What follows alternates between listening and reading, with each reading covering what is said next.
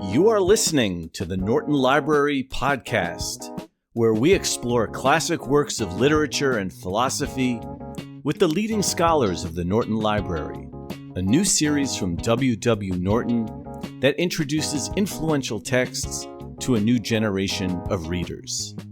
I'm your host, Mark Chirino, with Michael Von Cannon producing. Today, we present the first of our two episodes devoted to Utilitarianism by John Stuart Mill, as we interview its co-editor, Peter Singer. In part one, we establish what utilitarianism means and how we might approach this philosophical concept. We also learn about John Stuart Mill's life, background, other writings, the world in which he wrote, and how all of that contributed to Mill's slim masterpiece that we discuss today. Peter Singer is an Australian philosopher that serves as the Ira W. DeCamp Professor of Bioethics at Princeton University.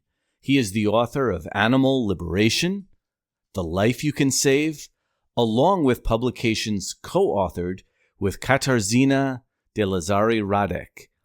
In 2005, Time named him one of the world's 100 most influential people.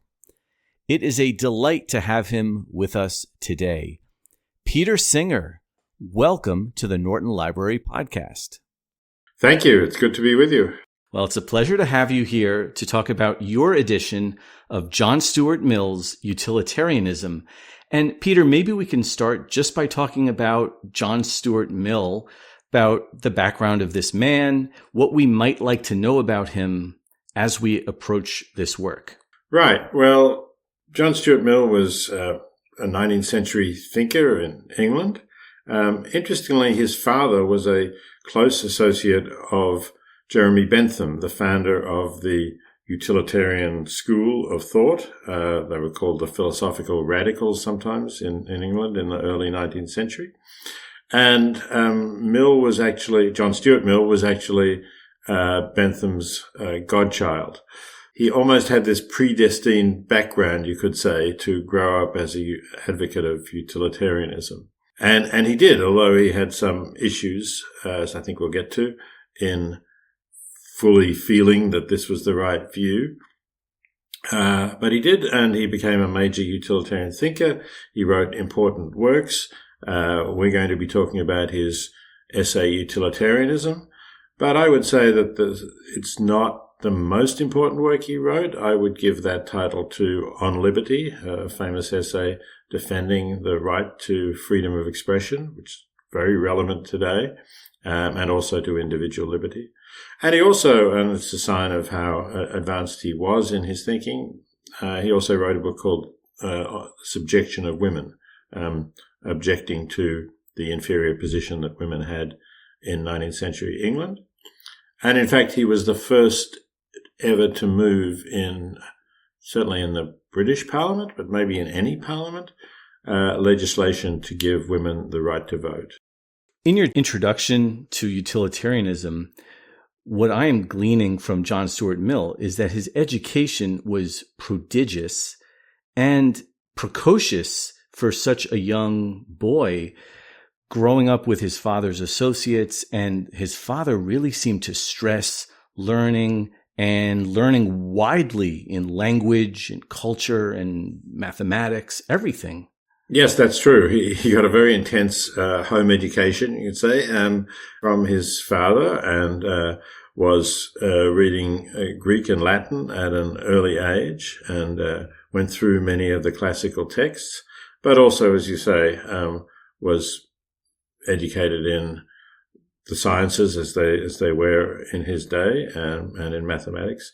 So very intense education. That might have triggered some psychological problems, but on the whole, he seemed to get through them and have a reasonably, well, I don't know about a normal life, but have a well-balanced life. What psychological problems are you referring to? Mill went through a sort of mental crisis, as he describes it in an autobiography that he wrote. And as we were saying, he was brought up to be an advocate for utilitarianism, a follower of Jeremy Bentham's views and his father's views.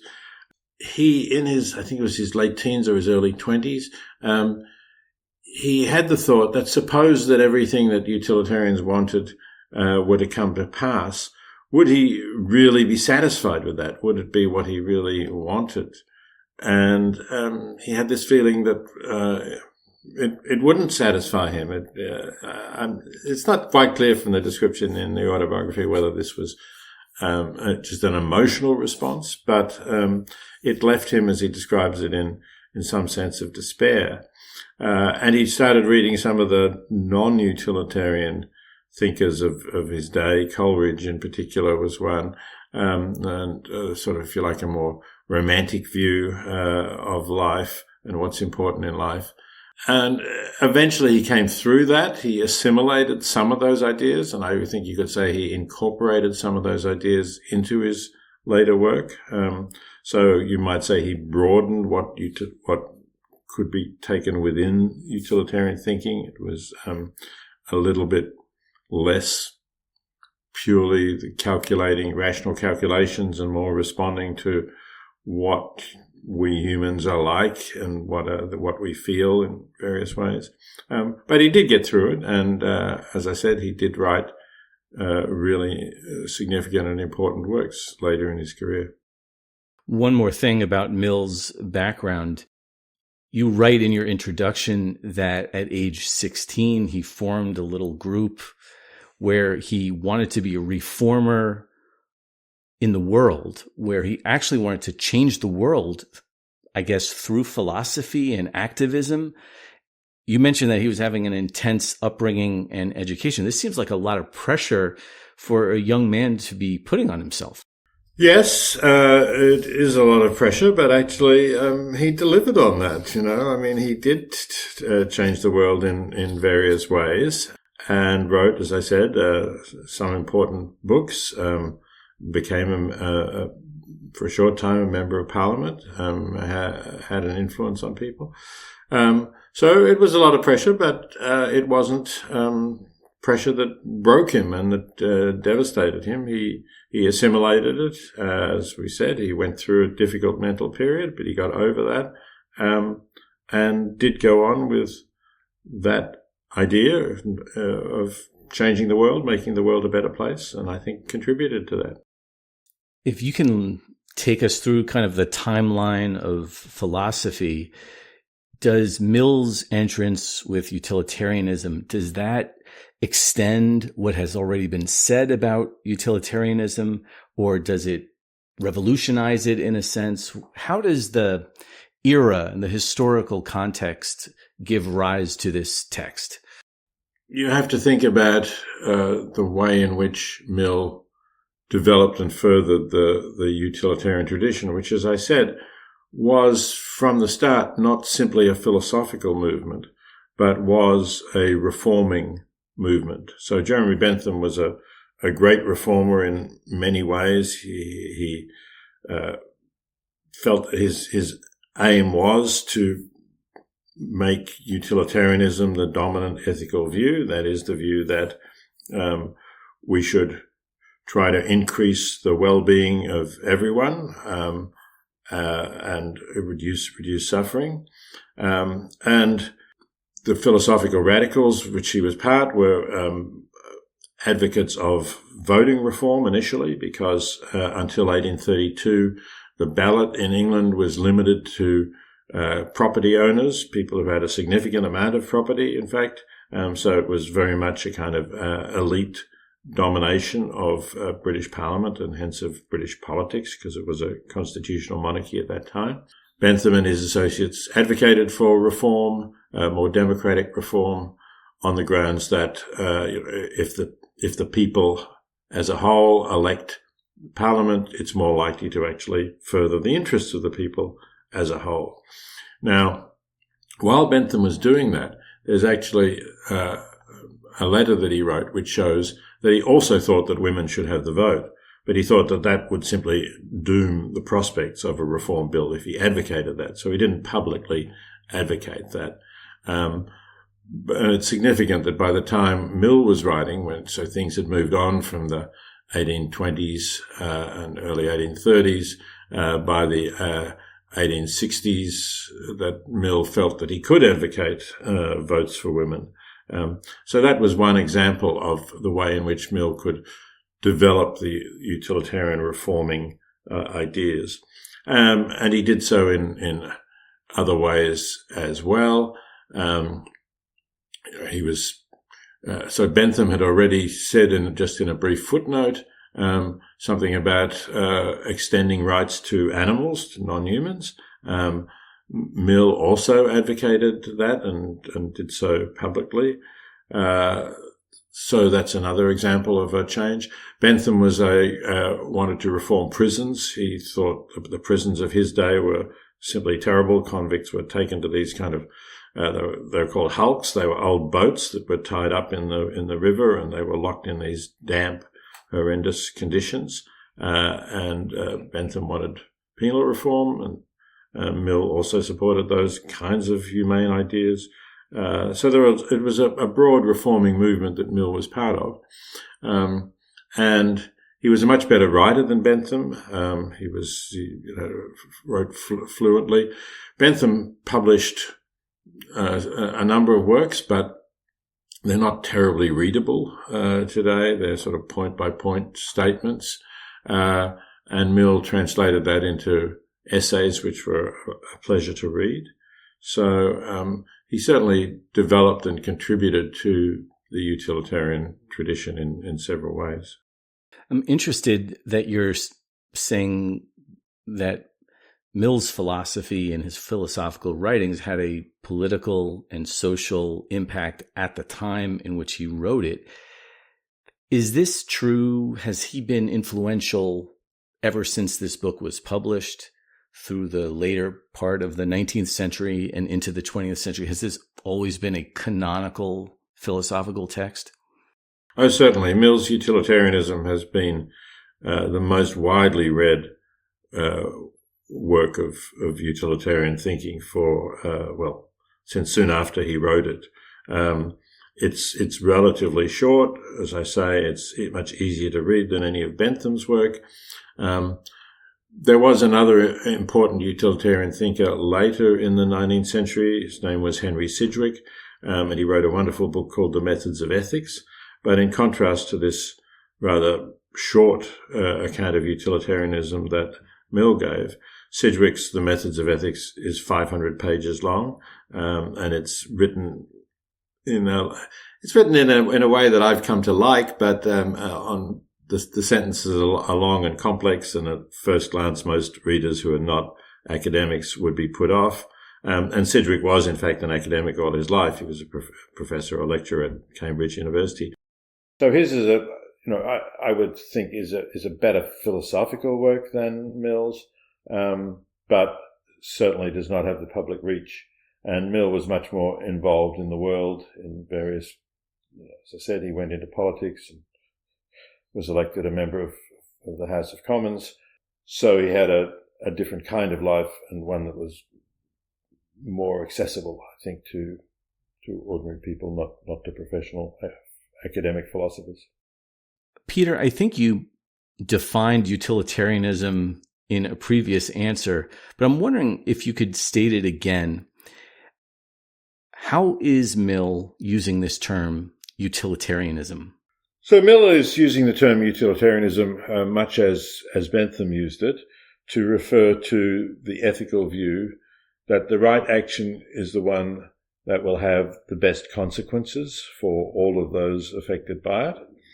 And by best consequences, utilitarians, certainly the classical utilitarians, which includes Bentham and Mill, mean the consequences for our well-being. You could, as they would put it, the maximization of pleasure or happiness and the minimization of pain or suffering.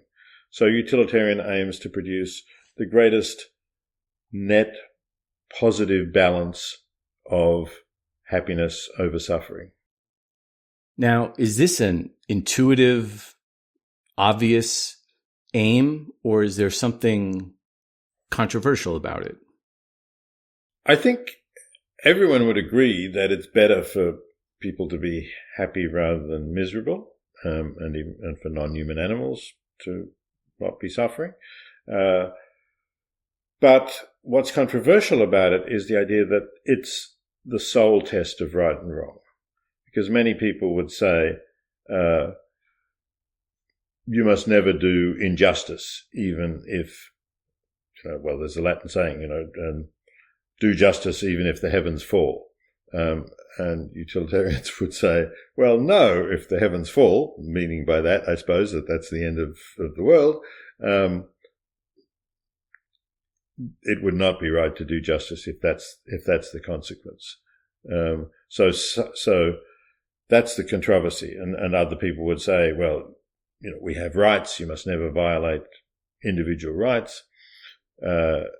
Bentham said quite forcefully that rights are things that we humans recognize and develop, and they have a certain use. In legal rights, for example, have a certain use, and he suggested constitutions that gave people legal rights, but they're not something that is sort of naturally there and that is always inviolable.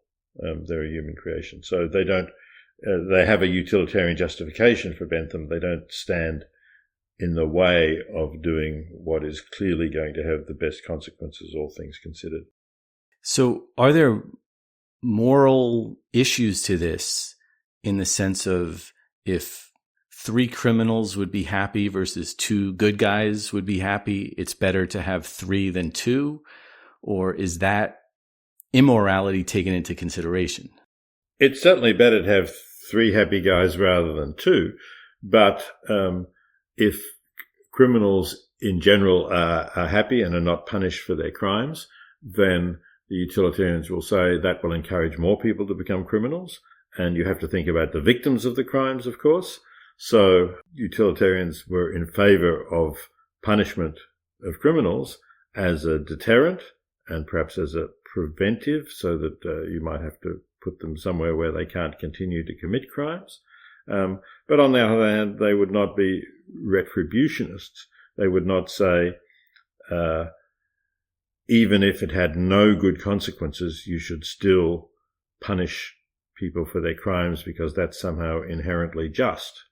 That would not be a utilitarian view of punishment. I think it was Immanuel Kant who said, even if a society is going to dissolve and break up, you should still hang the last murderer in prison before you do it.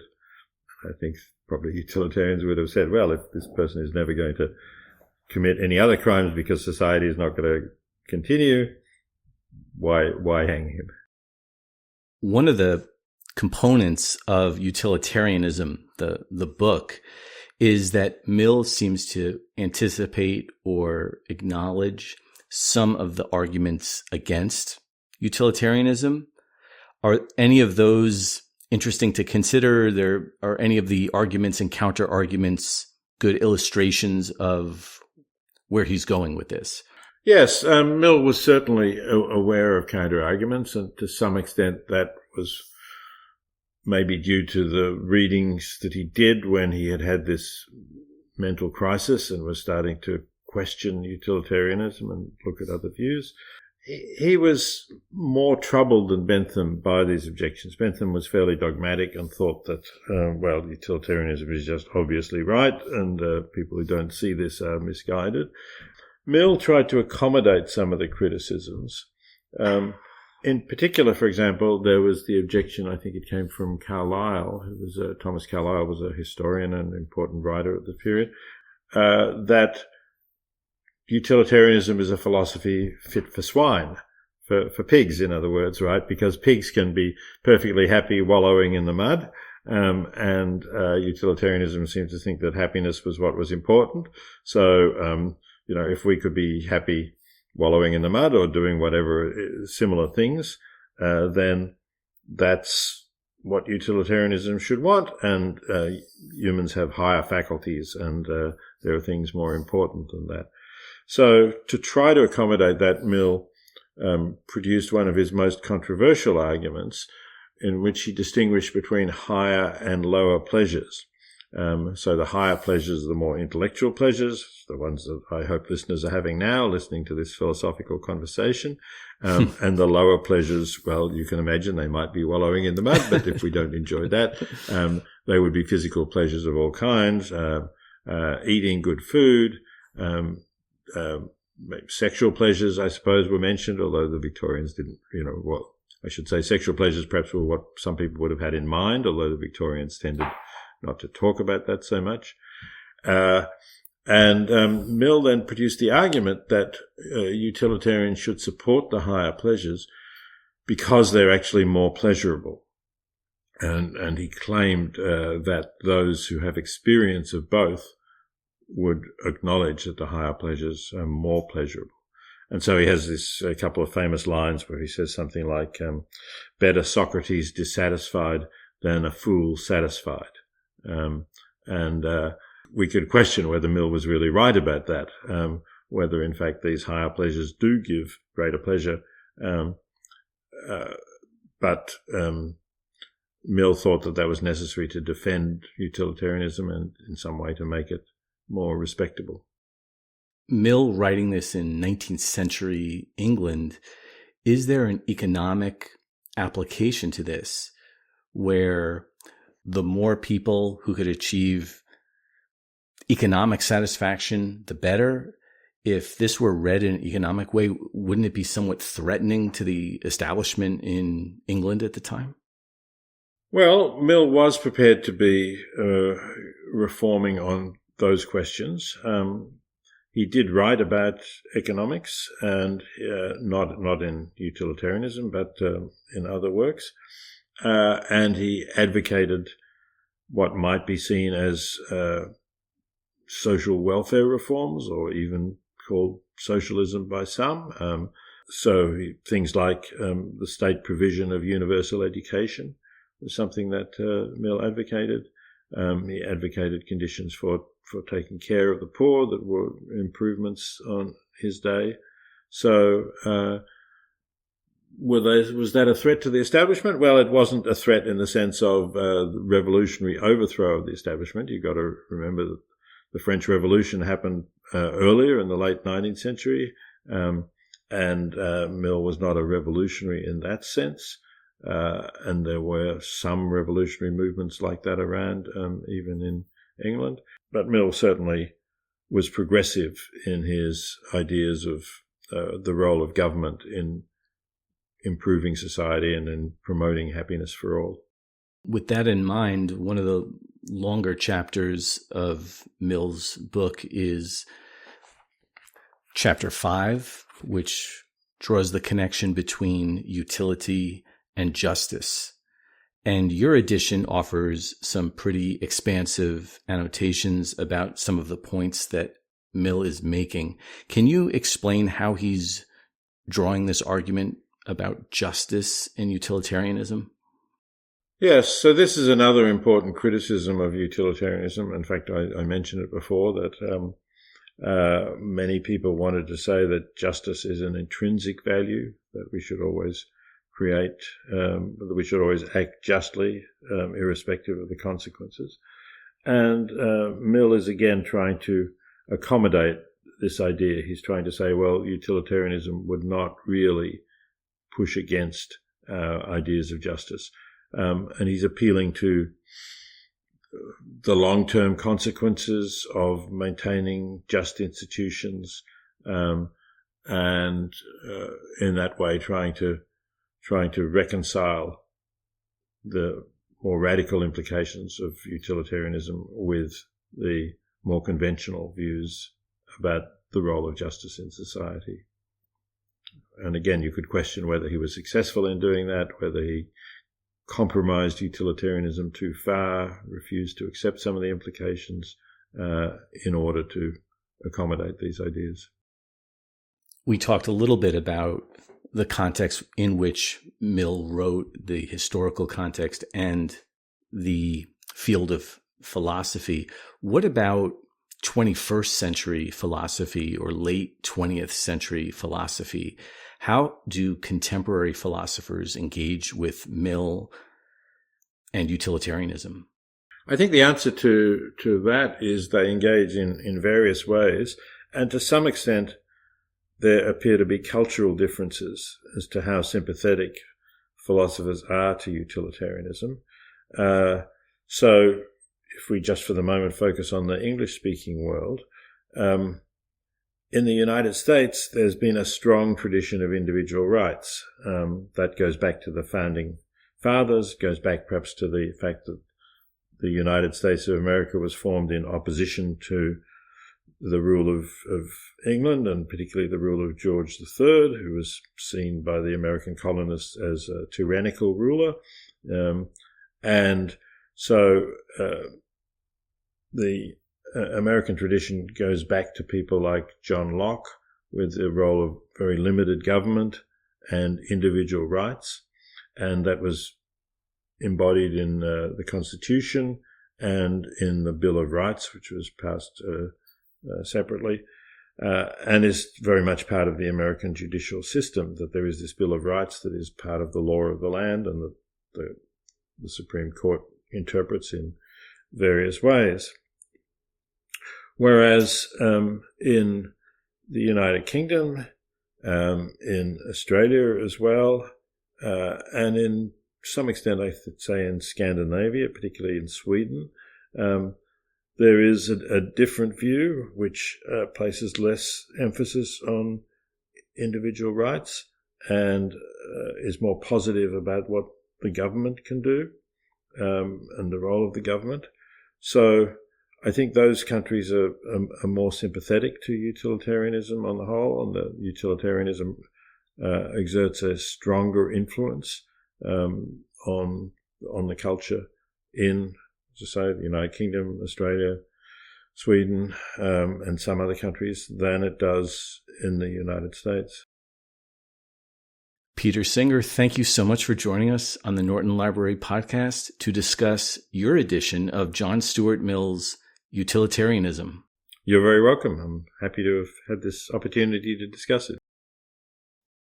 The Norton Library edition of Utilitarianism by John Stuart Mill, edited by Katarzyna de Lazari Radek and Peter Singer, is available now in paperback and ebook. Check out the links in the description to this episode for ordering options and more information about the Norton Library, including the full catalog of titles.